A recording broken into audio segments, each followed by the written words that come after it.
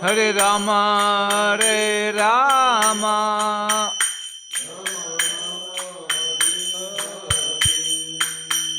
Hare Krishna, Krishna Krishna, Hare Hare, Hare Rama, Rama Rama, Hare Hare, Hare Krishna.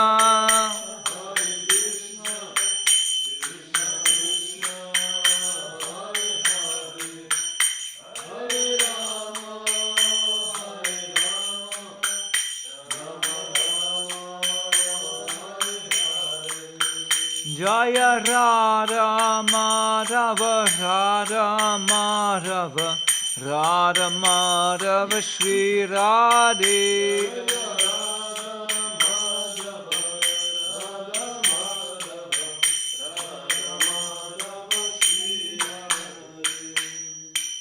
Jai Shri Radha Madhava ki Jai. Shri Prahlad Lakshmi Singade Bhagavan ki Jai. Srila Prabhupada ki Jai. Nitai Gaur Premanandi Hari Hari Bol. All cloistered assembled devotees Hare Krishna. Om Namo Bhagavate Vasudevaya. Om Namo Bhagavate Vasudevaya.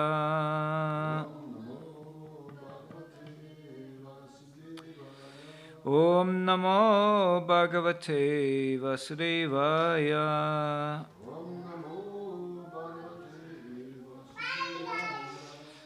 Jaya Jaya Shri Chaitanya Jaya Nityananda.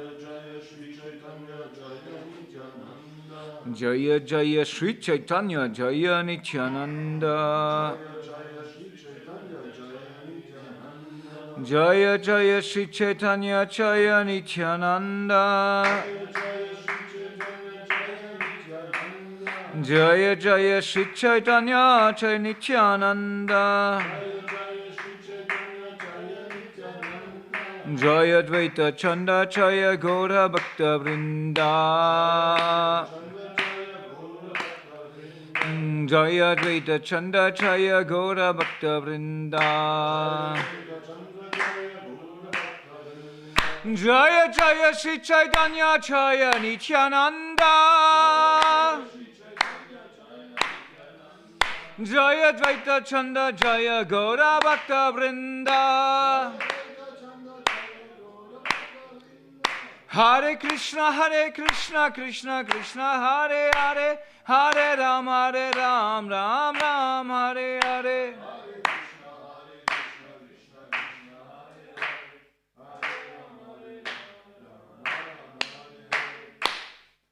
Srila Prabhupada ki jai, Sri Chaitanya Chaitamrita ki jai, Nitai Gaur Premanandi, Hari Hari Bol. So, Hare Krishna, wie sprechen wir denn heute? Wie sollen wir sprechen? Brasil. Buenos dias. Buenos dias. Bon dia. Bon dia. Aha. So Englisch, oder? Wer versteht denn kein Englisch von den Deutschen?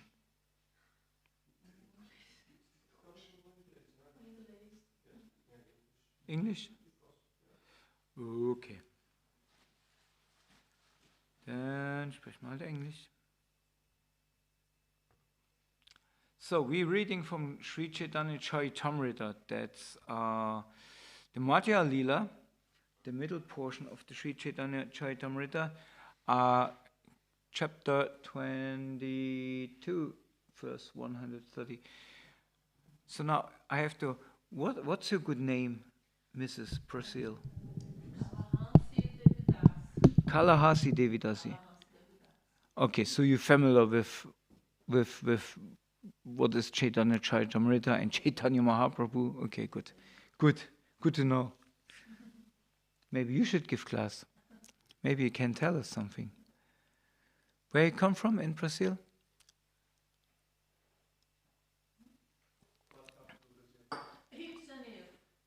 Rio de Janeiro. Oh. I had a friend from Brazil, Vanamali was his name. He was a while ago. Yes. So we're reading from Chaitanya Charitamrita.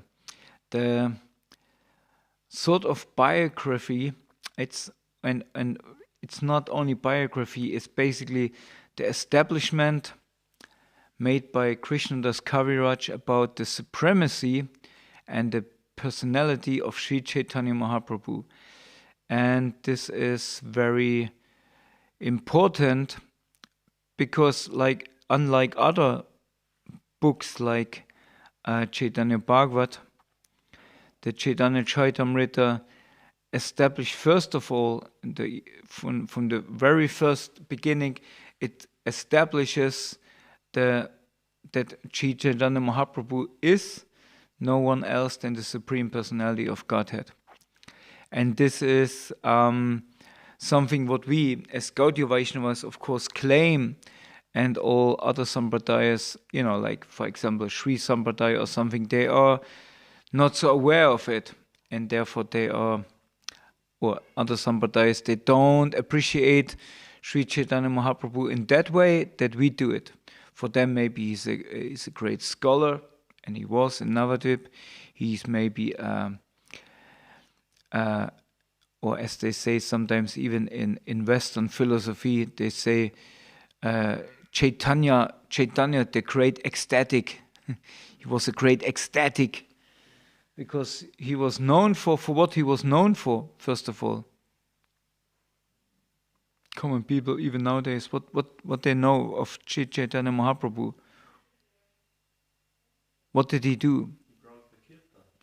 Yes, and then he was doing then what? Himself?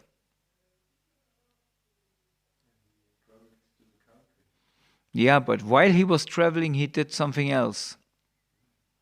Even sometimes when he was walking, mostly when he was walking as well. Chanting, yeah, but how he was chanting? Dancing! He was dancing! He was dancing and chanting, and when he was dancing and chanting, what happened?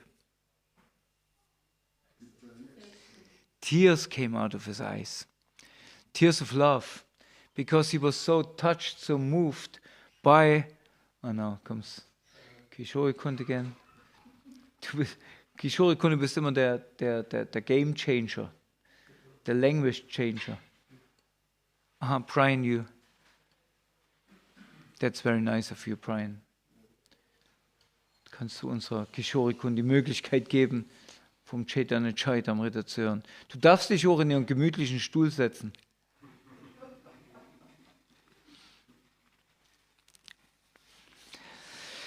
Yeah, so he was, because this emotion, they touched him very much that he was so emotional that tears came out of his eyes. Don't know, probably sometimes you maybe have the experience that something touches you so much that you start to cry. Have this experience? Ladies have it more than boys, right? Boys don't cry, right? Boys don't cry. But sometimes even boys, they are so touched by something that they cry. And for devotees, of course, that's something what happened when they are, something what is in connection with Krishna, in connection with God. For example, there is a very famous song, Yenadino Premadan. This is also known as the lamentation song. We always sing when there's a day where one of the great Vaishnava acharyas, they passed on to another world when they left the body, and there's such touching lyrics. When I always meditate upon these lyrics, it really grasps my heart, and I really have to feel breath. And of course, in our devotional life, what is rather short because it's even, it's a short time span. But we had many great devotees who also passed away. Like, for example, the first I remember who passed on was His Holiness Bhakti Tirtha Swami in my experience. And this was very touching. And then we had different others. For example, when Indra Prabhu passed on, was a day, and also the devotee who told me, because in this time internet was not so prominent. It must be 2005 or something. I forgot it. Somewhere 2006, 7. I don't know, something like that. Yeah, when Indra passed on, I will never forget the moment where the devotee told me this. And also the devotee I still remember when this came. Then recently, of course, we had when Pankajangri Prabhu, one of the twin pujaris from Mayapur, he passed on.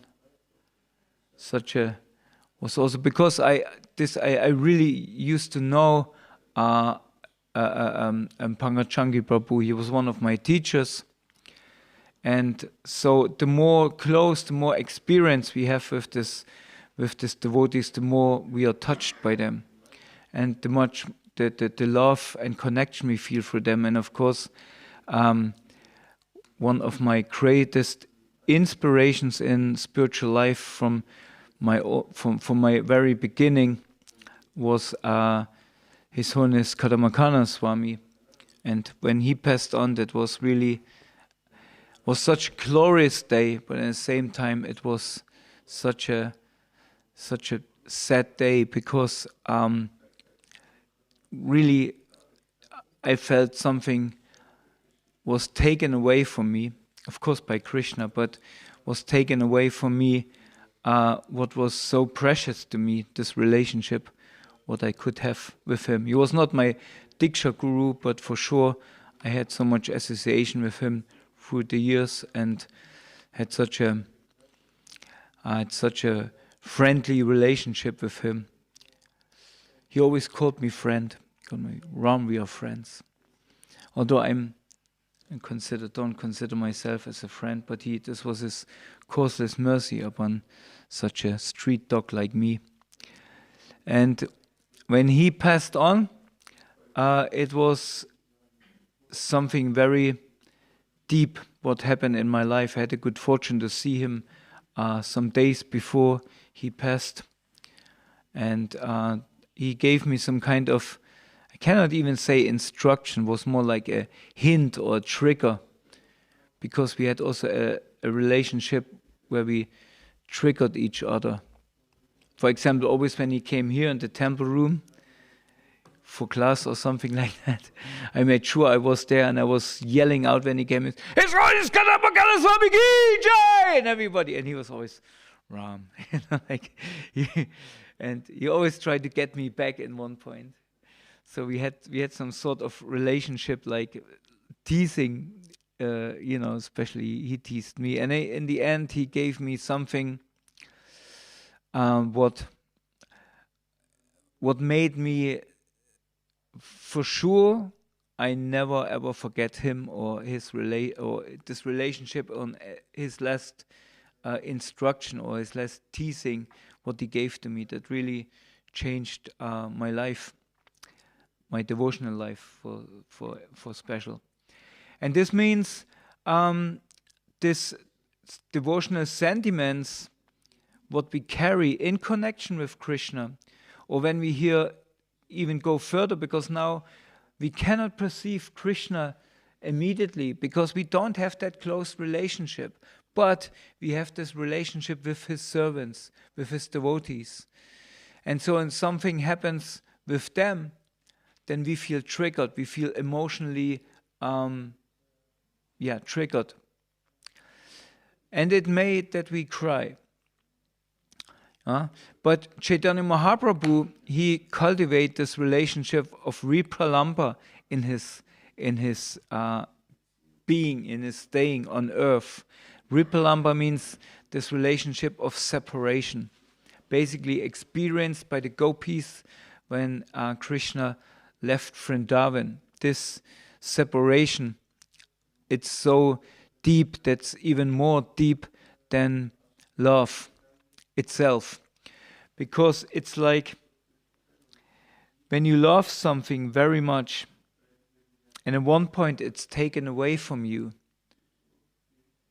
you will even love it much, much more.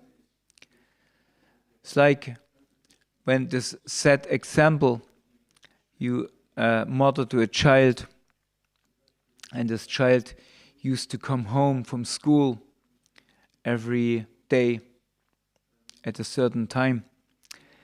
And then one day the child doesn't come home.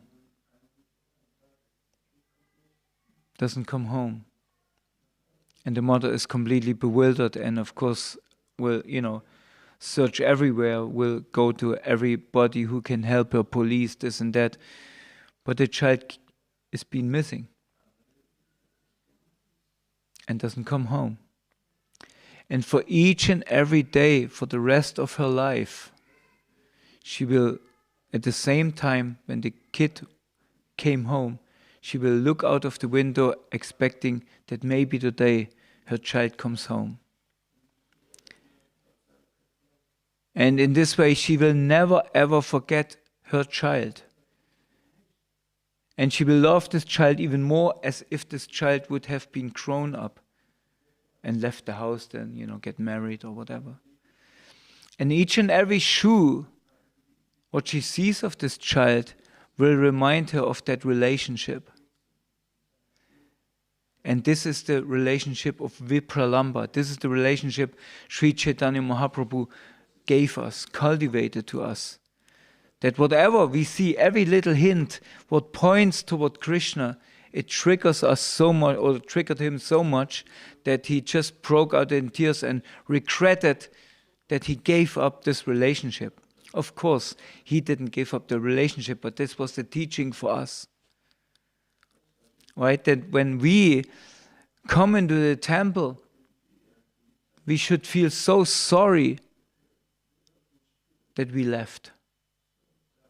It's like coming home, like we are this child who went away, who never came back. And since this time, Krishna is waiting. He's waiting for us. Waiting for that moment that we come back. And he feels this love and separation from us. Confirmed. He feels this love and separation from us. And he's waiting. He's in Vipralamba. And in the moment we enter the temple, the moment we come into association with the Srimad-Bhagavatam or the devotees, we should feel very, very sorry. Because we understand we are the ones who went away. Sometimes new philosophers or some of them, they are sometimes claiming, oh, God left us. God left us alone because why is there so much misery? Because God went away. Even if he was the creator, he went away. He left us alone in the mess. But actually, it's us who went into the mess. Right? So therefore, Sri Chaitanya Mahaprabhu, he gave this example, and this example is written down and collected by Krishnadas Kaviraj in the Chaitanya Charitamrita. Now Chaitanya Mahaprabhu in this section, Madhya Lila chapter 22, he instructs Sanatan Goswami, one of his principal students who himself became a great teacher of bhakti. He instructs him about the process of devotional service. And we approaching a section what is the next 3 verses, actually the whole essence, one can say. And we have here verse 130. We can maybe chant it together. Shraddha Visheshata Priti Shri Murer Ankri Sevane.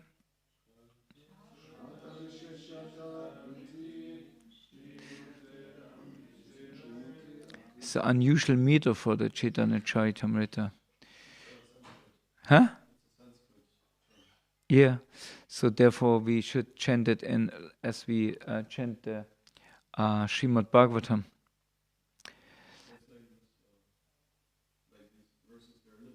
Yeah. Shraddha Visheshata Priti Shraddha Visheshata Priti Shri Murter Ankri Sevane Shri Murter Ankri Sevane. Somebody want to chant? Shraddha Visheshata Priti Shri Murter Ankri Sevane Shraddha Visheshata Priti Shri Murter Ankri Sevane. One waits for the another two lines, right? Ladies? Shraddha Visheshata Priti Shri Murter Ankri Sevane Shraddha Visheshata Priti Shri Murter Ankri Sevane Shraddha Visheshata Priti.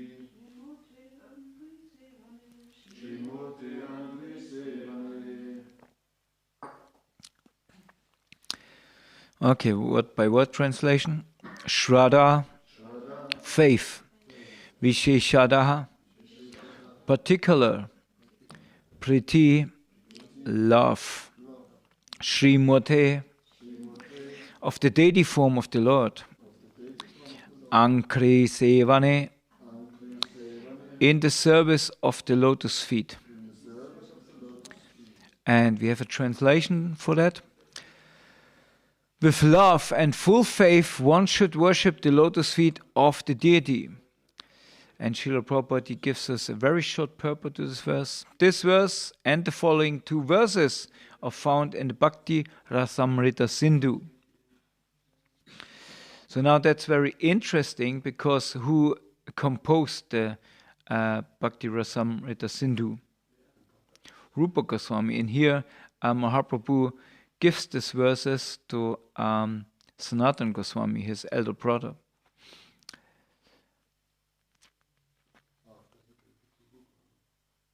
And then we have verse 131. Srimad-Bhagavatam Ashvado Rasikaisaha Sachati Yasyasya Snigde Sadhu Sangha Svato Vare. And the translation by Srila Prabhupada with purport is: one should taste the meaning of Srimad-Bhagavatam in the association of pure devotees, and one should associate with the devotees who are more advanced than oneself and who are endowed with a similar type of affection for the Lord. Purport.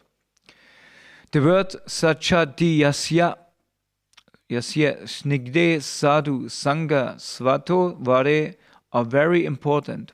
One should not associate with professional Bhagavatam reciters. A professional Bhagavatam reciter is one who is not in the disciplic succession or one who has no taste for bhakti yoga. Simply on the strength of grammatical knowledge and word jugglery, professional reciters maintain their bodies and their desires for sense gratification by reading Srimad-Bhagavatam. One should also avoid those who are averse to Lord Vishnu and his devotees, those who are Mayavadis, those who offend the chanting of the Hare Krishna Maha Mantra, those who simply dress as Vaishnavas or so-called Goswamis, and those who make a business by selling Vedic mantras and reciting Srimad-Bhagavatam to maintain their families. One should not try to understand Srimad-Bhagavatam from such materialistic people. According to the Vedic injunction, Yasya Deva Para Bhaktihi, the Srimad-Bhagavatam can be recited only by one who has unflinching faith in the lotus feet of Krishna and his devotees. The spiritual master. One should try to understand Srimad-Bhagavatam from the spiritual master. The Vedic injunction states, Bhaktya Bhagavatam Ritam Krahayam na Buddhaya nacha Trikaya. One has to understand Srimad-Bhagavatam through the process of devotional service and by hearing the recitation of a pure devotee. These are the injunction of the Vedic literature, Shruti and Smriti. Those who are not in the disciplic succession and who are not pure devotees cannot understand the real mysteries, objective of Srimad-Bhagavatam and Srimad-Bhagavad Gita. Okay, we try to say something about this. Maybe we chant also the other verse, but maybe we stick to this and leave the other one for the next, because there's also a purport and it's also a very important verse. Om Agnanatim Dasya Knanan Chanashalakya Chakshum Midam Yena Tasmi Shikadvenamaha Sri Chaitanya Manobishtam Stapidam Yena Bhutale Svayam Bhrupagadam Dadati Svaparantikam Jai Shri Krishna Chaitanya Prabhu Nityananda Shri Advaita Gadadhar Shivasadi Gaura Bhaktavrinda Shri Shri Prahlad Lakshmi Singhadev Bhagavan Ki Jai. Hare Krishna Krishna Krishna Hare Hare Hare Rama Rama Rama Hare Hare. So that's a verse. What is glorified in this verse? That's Srimad-Bhagavatam, yes. One should taste the meaning of Srimad-Bhagavatam in the association of pure devotees, and one should associate with the devotees who are more advanced than oneself and who are endowed with a similar type of affection for the Lord. Now it's here put or Prabhupada puts it here in the Ashvadaha, enjoying the taste.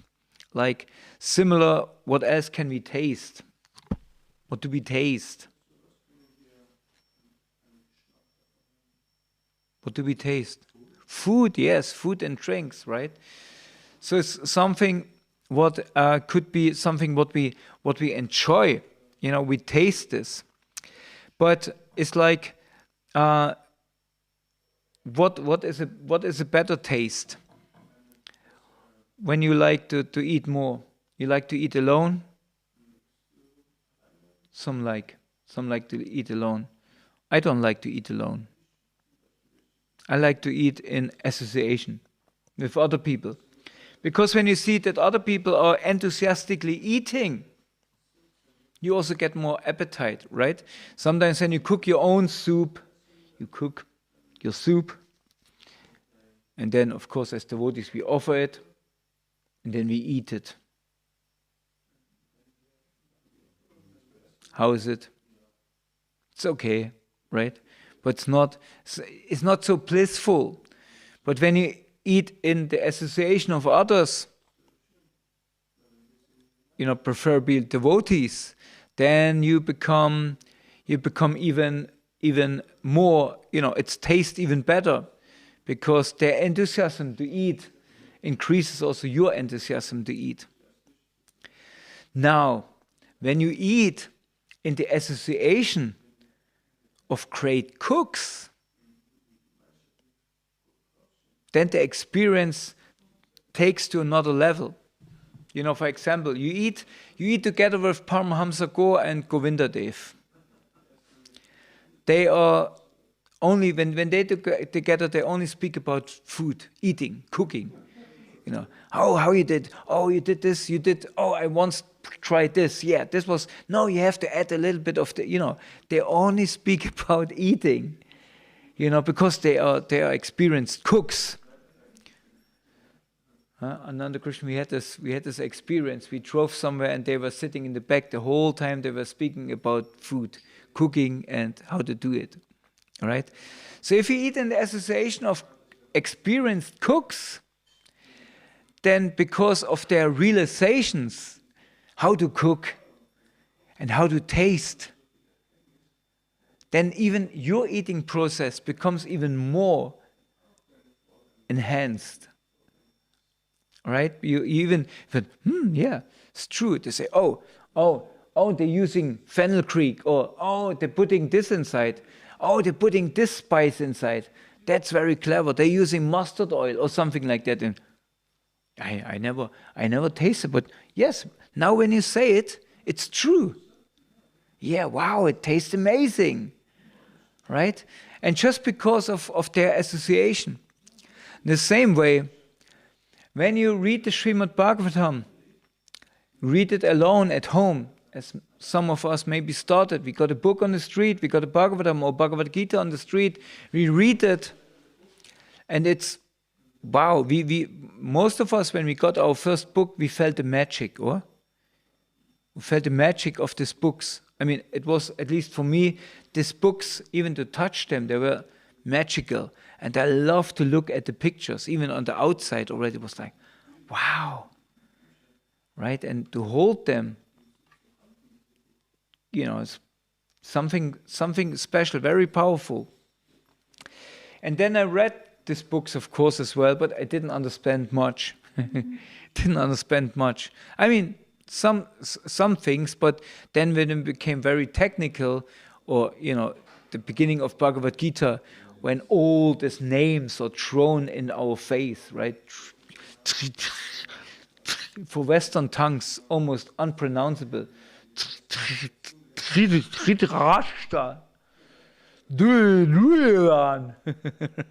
Right? So it's a little bit difficult. But when you come in the association of devotees, then they say, no, it's Dhritarashtra. Huh? Dhritarashtra. Oh, okay. Duryodhan. Okay, right?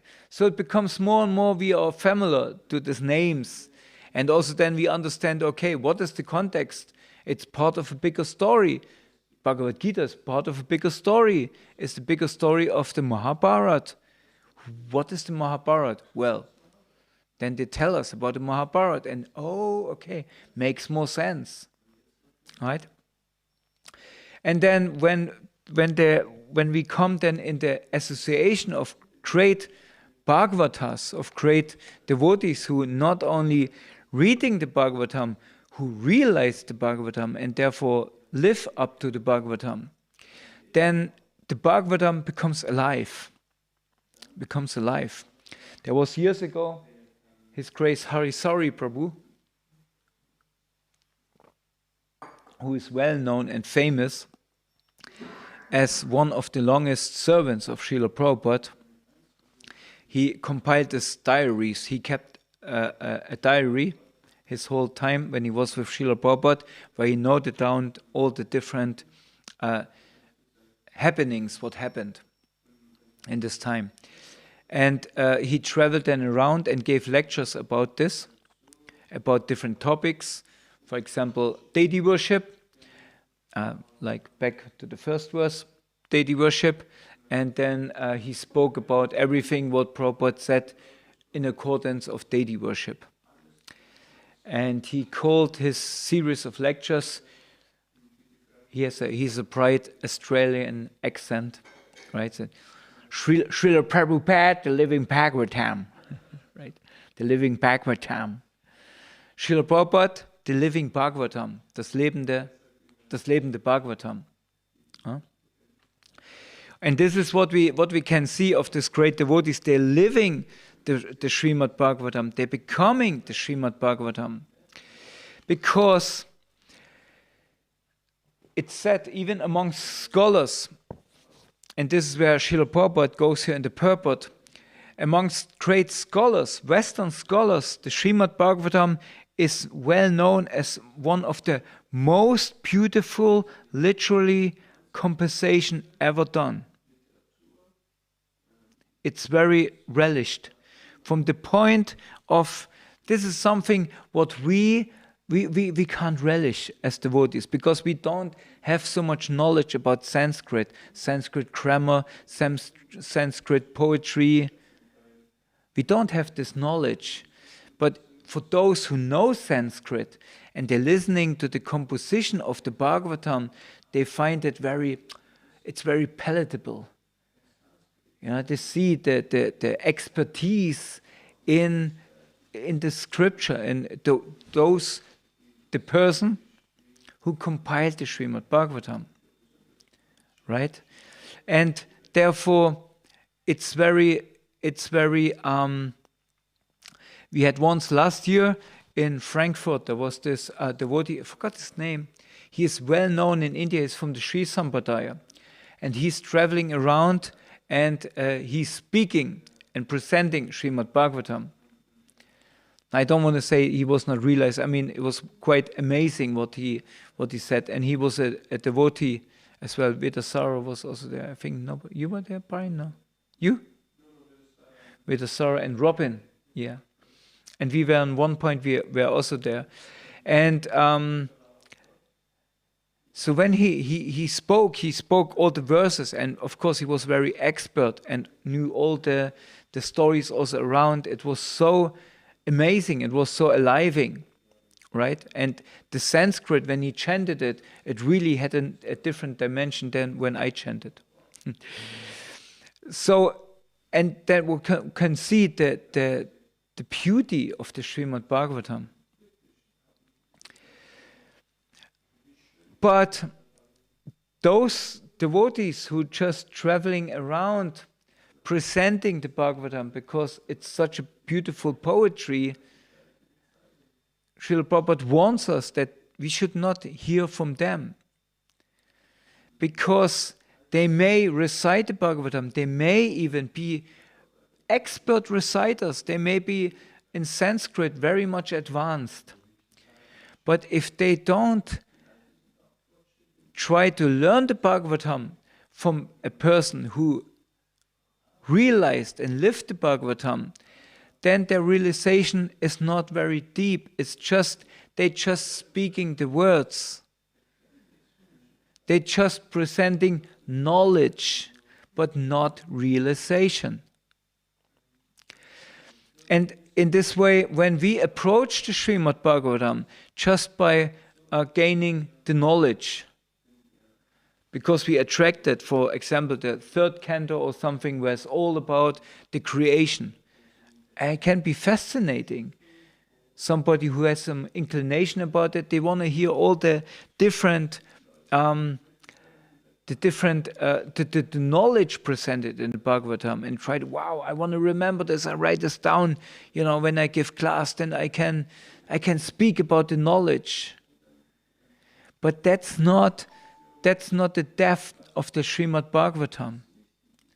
The depth of the Srimad-Bhagavatam is what? Means? Realization. And how do we get realization? Huh? Okay, so we apply the process of Bhakti Yoga, but one should, one should taste the meaning of the Bhagavatam in the association of pure devotees.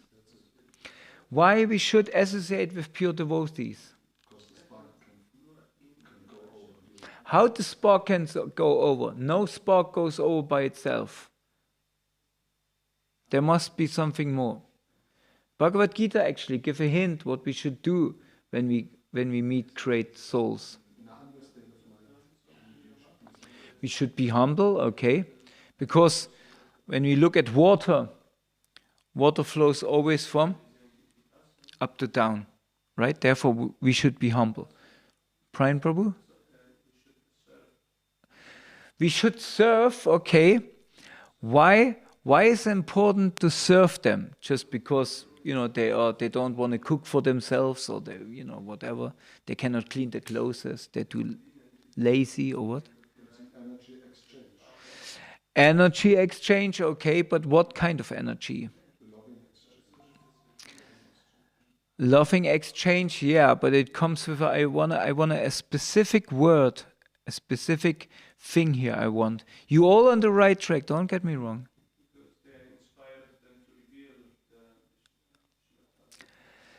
Okay, yes, they may inspired to reveal the Srimad-Bhagavatam, and now what? Because they have seen the truth. They have seen the truth, but still, they seen the truth. How I can get the truth, Manu? What do I need? What do I need from them to get? What is the thing? What I need?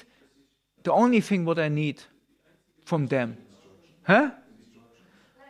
Blessings. Blessings.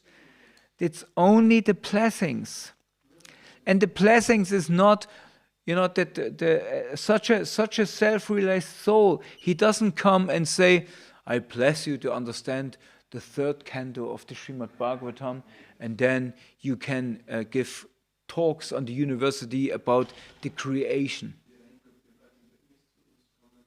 Are we want to have these blessings? Maybe some, but it's the blessing to understand and to realize the Srimad-Bhagavatam, and then to what? What is the realization? We had it yesterday in our little Sangha. What does it mean, realization? Knowledge with intelligence. Yes, knowledge with intelligence, but what does it do? We had yesterday we have all this secret package, and I don't know, in Europe or in Germany at least, they are all with this picture of some black lung hanging out of somebody's mouth. Right? You have this? So knowledge is there.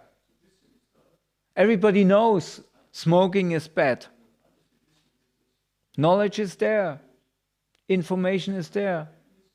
But why so many people still smoking?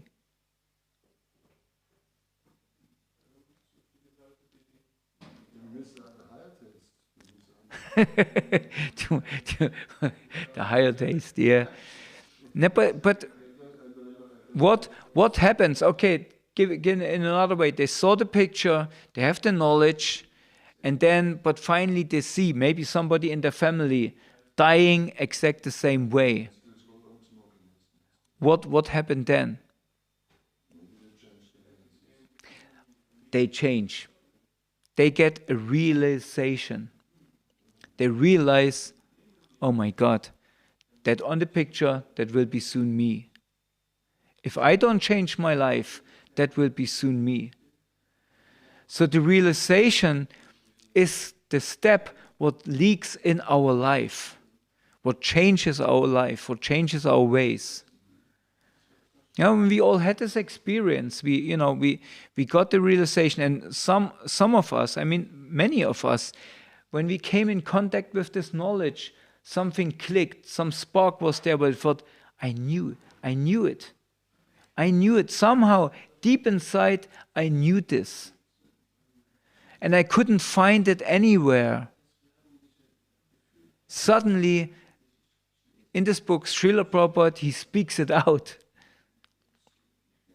It was for me, and I know many had similar experiences, right? But for example, I myself, I read these books for almost 10 years. The books just came to me. I only met once a Sankirtan devotee, where I got my first books. The other books I got from other people who said, "Oh, you're reading these books, right? Here, I got one." On the, they all got on the street. So for 10 years, over 10 years, I was reading these books. Didn't change much. For God had a name in this moment. I knew he's called Krishna. Krishna. Krishna, I mean, of course, and different factors. I knew there are Krishnas and this and that, but I didn't change. But in one point, my life was molded, and I had a desire to learn more about Krishna. Then suddenly, and only then, Krishna brought me in the association of devotees. And this changed everything. Right?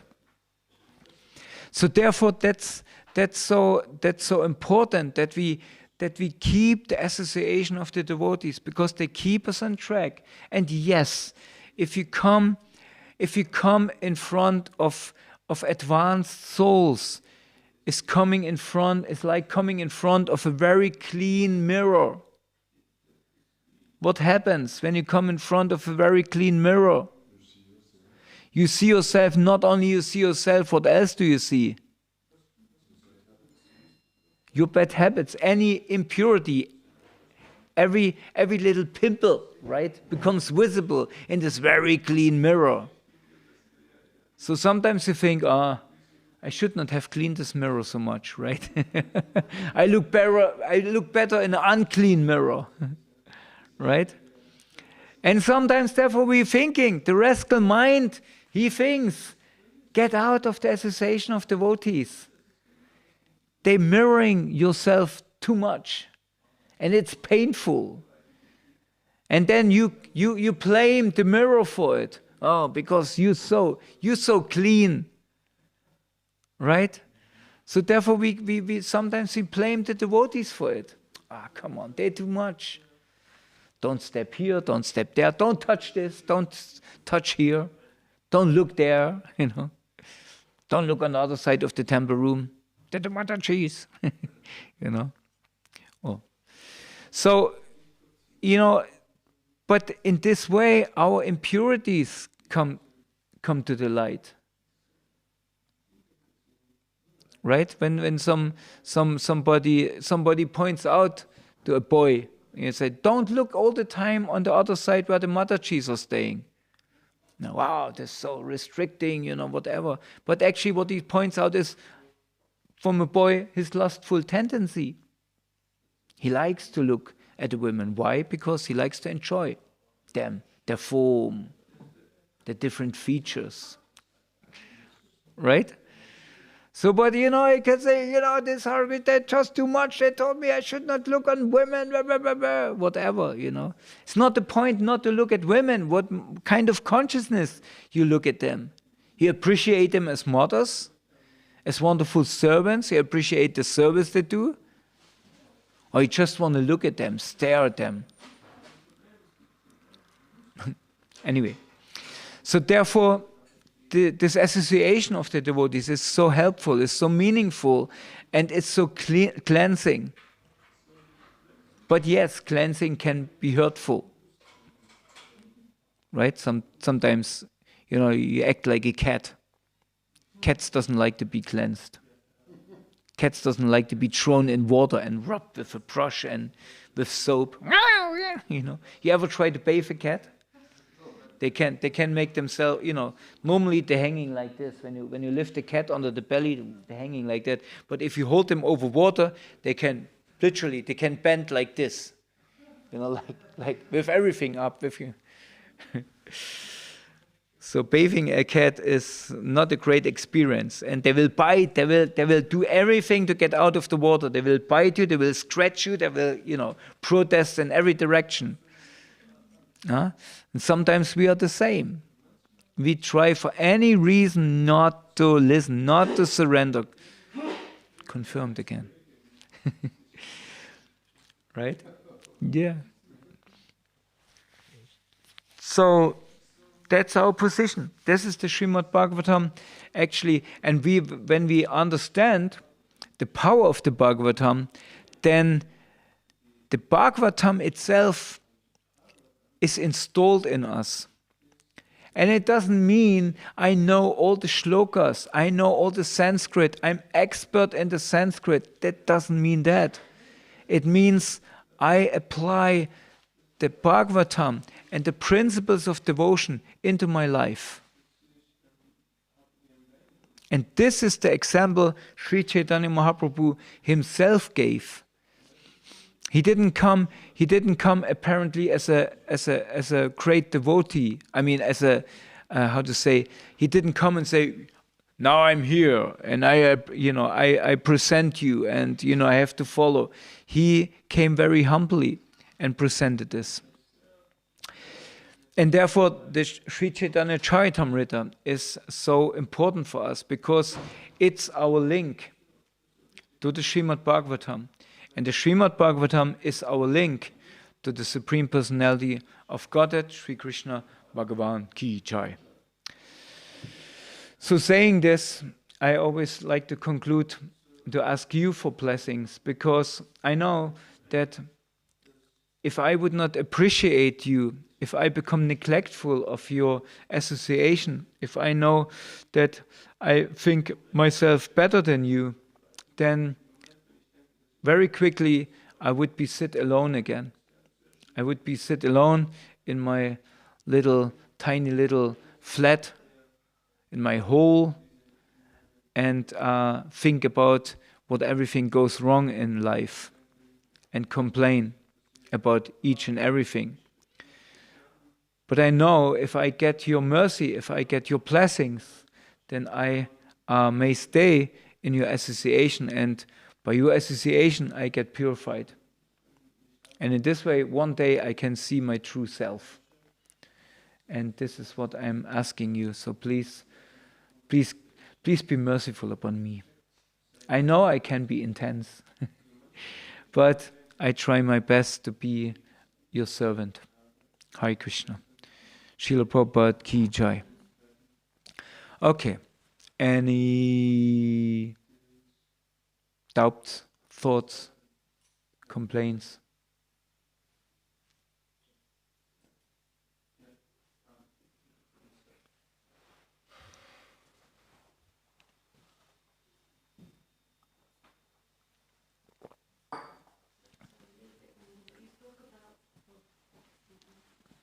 No, there's a switch on the side. Oh, yeah, sorry. Got it. That you also got a book on the street, and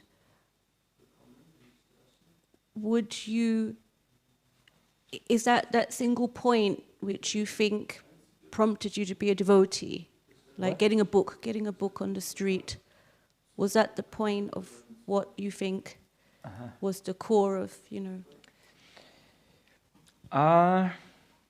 I think the book was the calling, but there was a calling from before for the book.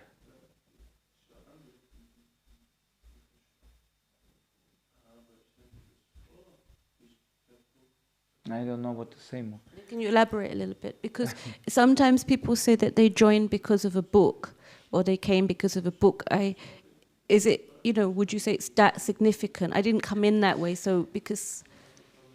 Well, as I said a little bit before, it was in my case at least. I had a strong interest in God and in God, and I went in different religions. And as a kid, I went, although my parents are not religious in that sense, or didn't follow any religious institution. I went with friends into some evangelic church, and they heard about the principles of Jesus. For example, it was very, very good, very helpful as well. But in the lives of that people, I didn't experience this bliss. I didn't experience God always. I saw tiny little human fractions. What did not inspire me to follow in their footsteps. I could not see that this is the life what called for me. And I was not born into Christian families like my friends. The parents were Christian and so forth. But I went, this was my decision to go with them. and to learn this. So, and after looking for quite some years into it, and we have had wonderful experience there as well, don't get me wrong, and they're wonderful people. I'm super grateful still to nowadays for their help and support and spirituality, what they try to give me. But in one point that was not enough for me anymore. I needed more answers, what they could not supply. And on top of it, I could not see myself living in such a community, living in such a style, because I saw many of them also not really happy, quite bothered also by material things like need of money and what of course is and relationships problems or whatever. I thought it's not where I wanna go.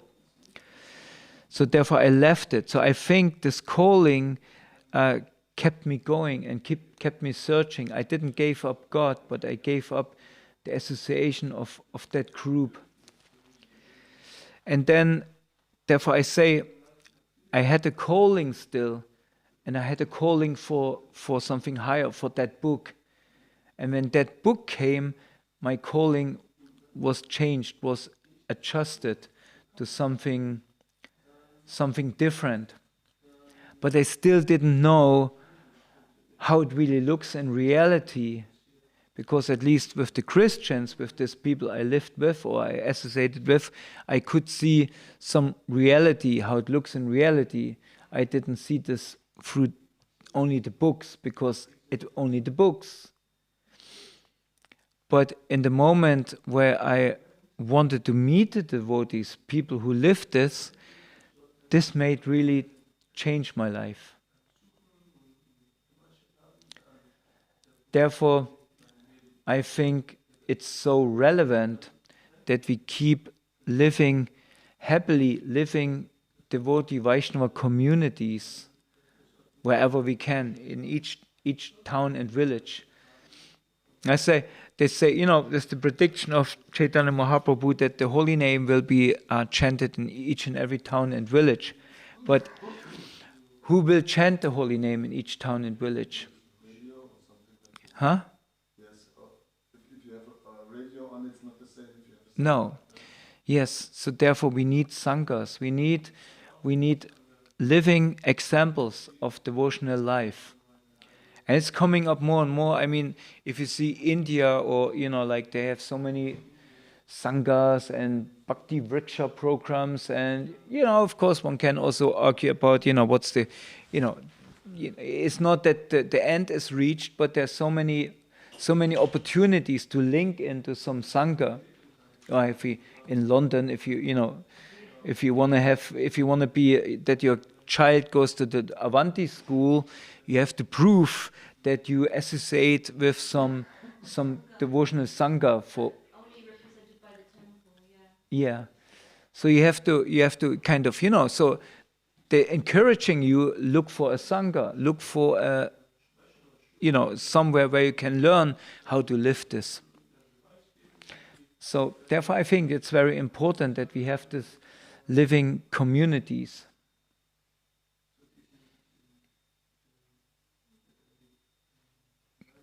Yeah? Okay. Brian, you wanted, or we covered your question? Moai, kannst du die Tür zumachen, weil es zieht so ein bisschen rein hier? No. Okay. So, yeah. Therefore, let us be a vibrant sangha. Devotee association doesn't mean always happy, blissful, isn't it, Manchu? No? Association of devotees means also sometimes we coming to our borders. We push to our limits. We are not always feeling understood. But if we continue, we will recognize that, okay, we will be understood, or we will understand. We will see, okay, there was Krishna's plan inside and his blessings, and the only thing is we just have to stay in the association. But that means also, again, and there is this incident of Ramachandra Puri. who in Jagannath Puri, he lost the mercy, he lost the blessings of the Vaishnavas. And therefore all the Vaishnavas desired that he's going. Because he was kind of feeding the devotees, eat more, eat more. And then he said, see how much they're eating. They cannot control their tongue. And he even did this to Chaitanya Mahaprabhu. And then Chaitanya Mahaprabhu, he said, okay, of this criticism, I will eat only very little. I eat only a very small portion. And the devotees, they made a habit to invite Mahaprabhu. And they could not do this anymore. And they felt, okay, when the Lord is not eating, how we can eat? So we also fasting now. So everybody was fasting. And everybody saw how, this is really decreasing their devotional life, their devotional service. And then slowly they started to desire that maybe Ramachandra Puri should leave this association. And this is the most difficult point where the devotees desire that this particular devotees may leave. Because this means one loses the blessings. And one has to do something wrong to upset the devotees, to that degree that they say, better when this devotee leaves. And this is dangerous. This is dangerous. And therefore I'm begging you in each and every, and please be merciful upon me, because I know I can be as I am. So, but if you keep on being merciful to me, then I may stay. Murari, soll ich pure bleiben? Geh ich dir manchmal auf den Nerv? No. Good boy. I know I do. As all daddies do. Yeah. So, Hare Krishna. Thank you very much. And again, please be merciful upon me. Shri Baba Ki Jai. Now, Prasadam. Shila Gurudev Ki Jai. Vanchikapata Rupascha Karipasnaveva Patitanamba Vinavyo Vaishnavebhyo Namo Namaha Gaura Bhaktavinda Ki Jai. Jai, Koni Jai.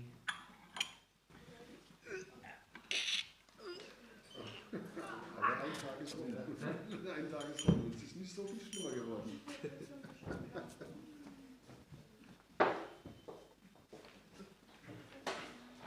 Siehst du Einkaufswagen zum Shopping? Ja. Shopping Center, die fahren wohin sie wollen. Ja, wohin sie wollen. Das sieht aus wie ein Baumarkt. Wie ein Baumarkt.